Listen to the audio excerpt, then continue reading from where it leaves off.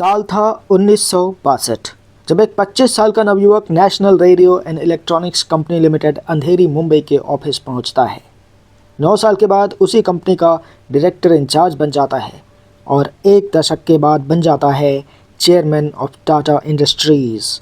1992 में वो जे.आर.डी. टाटा के उत्तराधिकारी बनते हैं। The gentleman was Ratan Tata, bachelors in architecture from Cornell university.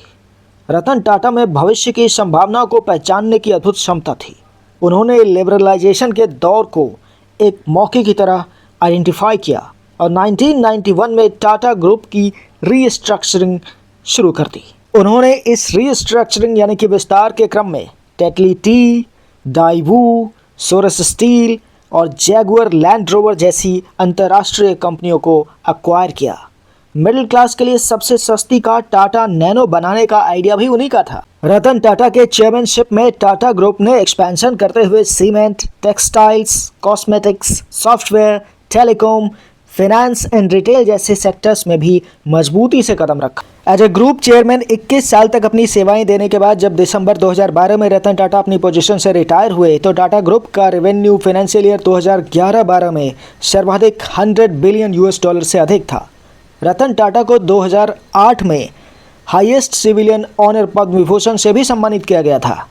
जब 9 अक्टूबर 2024 को उनकी मृत्यु हुई तब भी वो टाटा ट्रस्ट के चेयरपर्सन के रूप में अपनी सेवाएं दे रहे थे। टाटा ट्रस्ट सामाजिक विकास के विभिन्न क्षेत्रों में अपने योगदान के लिए सर्वप्रसिद्ध है। जाते जाते रतन टाटा के लिए गर्व का क्षण ये भी रहा होगा कि उन्होंने टाटा ग्रुप में एयर इंडिया की घर वापसी भी देखी। टाटा ग्रुप को अपने एम्प्लॉयज़ को job security, social and financial security के साथ साथ बेहतर life style and social status देने के लिए भी जाना जाता है। अब सबके मन में जो एक सवाल उठ रहा है वो ये है कि कौन होगा रतन टाटा का उत्तराधिकारी जिसके पास जाएगी 38,000 करोड़ की संपत्ति। तो नोएल टाटा जो रतन टाटा के पिता नवल टाटा की दूसरी पत्नी सिमोन के बेटे हैं, परिवार का हिस्सा होने के कारण उत्तराधिकारियों में उनका नाम सबसे आगे है। नोएल टाटा के 3 बच्चे हैं जो इस समय टाटा ग्रुप में अलग अलग जिम्मेदारियां संभाल रहे हैं। 34 साल की माया टाटा ने टाटा अपॉर्चुनिटीज़ फंड और टाटा डिजिटल में अपनी भूमिकाएं निभाई हैं। टाटा न्यू ऐप की लॉन्चिंग में उनका काफ़ी योगदान था।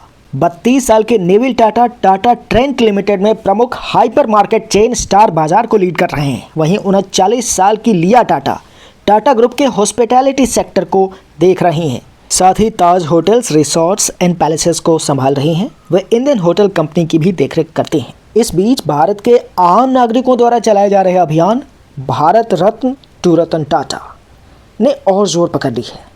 लोगों का कहना है कि ऐसे ट्रू नेशनलिस्ट को तो भारत रत्न मिलना ही चाहिए। मैं भी मानता हूँ कि रतन टाटा भारत रत्न के सच्चे हकदार हैं।